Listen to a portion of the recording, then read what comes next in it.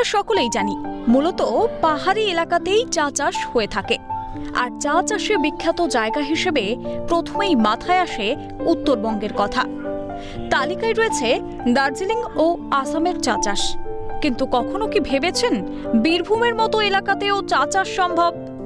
এবার বীরভূমের রুক্ষ মাটিতেই পরীক্ষামূলকভাবে চা চাষের উদ্যোগ নেওয়া হয়েছে বিশ্বভারতীর পল্লী শিক্ষা ভবনের তরফে। এ বিষয়ে কি বললেন অধ্যক্ষ ডক্টর বিনয় কুমার সরেন? না, সম্ভব অসম্ভবটা সেটাই আমাদের পরীক্ষার বিষয়।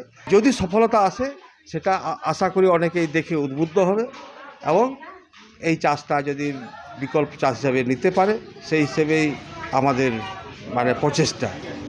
বিশ্বভারতের পল্লী শিক্ষা ভবনের উদ্যোগে 4 ধরনের চা গাছ আনা হয়েছে, যেগুলি রোপণ করে দেখা হবে কোন ধরনের চা গাছ বীরভূমের মতো পরিবেশে ভালো ফলন দিচ্ছে। যদি তাদের এই উদ্যোগ সফল হয় তবে আগামী দিনে বীরভূমের চাষিরা বড় রোজগারের সুযোগ পাবেন, এমনটাই মত পল্লী শিক্ষা ভবনের ছাত্রদের। মতো বিশ্বভারতীতে প্রথমবারের জন্য এই যে চা চাষের উদ্যোগ নেওয়া হচ্ছে এতে আমরা খুবই আনন্দিত এবং খুবই ভালো লাগছে যে এরকম একটা উদ্যোগ নেওয়া হয়েছে বিশ্বভারতীর তরফ থেকে। এবং এই যে জায়গাটা ছিল, এই জায়গাটা প্রায় পতিত অবস্থায় ছিল বা আগাছাতে ভর্তি ছিল, তো এটা কোনোভাবে ইউজ করা যেত না।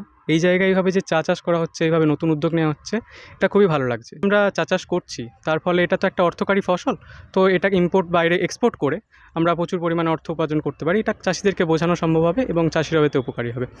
এই উদ্যোগ যদি সফলতা লাভ করে তাহলে দক্ষিণবঙ্গের যে কৃষক বন্ধুরা আছে তারা উপকৃত হবেন। তবে রুক্ষ অঞ্চলের মাটিতে চা চাষ করা খুব একটা সহজ বিষয় না হলেও বিষয়টিকেই সহজ করে তোলার প্রচেষ্টা চালানো হচ্ছে।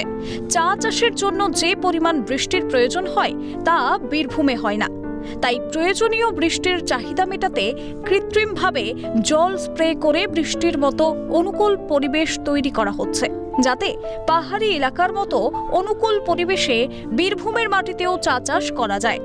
চা চাষের জন্য মূলত যে ধরনের মাটি প্রয়োজন হয় সেই ধরনের মাটি তৈরির পাশাপাশি ঢালু জমি হিসেবে পুকুরের পার্কেই বেছে নেওয়া হয়েছে।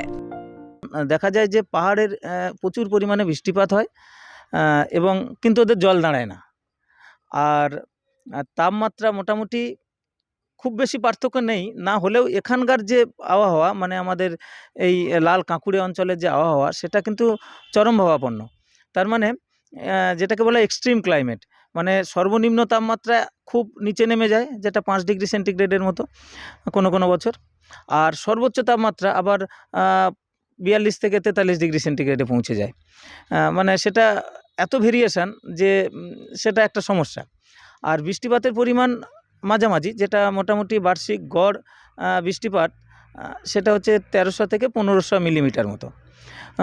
আর পাহাড়ে সেটা 2200 মিলিমিটারের মতো, 2200 থেকে 2400 মিলিমিটারের মতো। তাহলে এই বৃষ্টিপাতের একটা ফারাক আছে। এখন দেখার বীরভূমের মাটিতে কেমন চা চাষ হয়, কতটা লাভ হয় চাষিদের, নজর থাকবে সেদিকেই। বীরভূম থেকে অমরনাথ দত্তের রিপোর্ট, ক্যালকাটা নিউজ।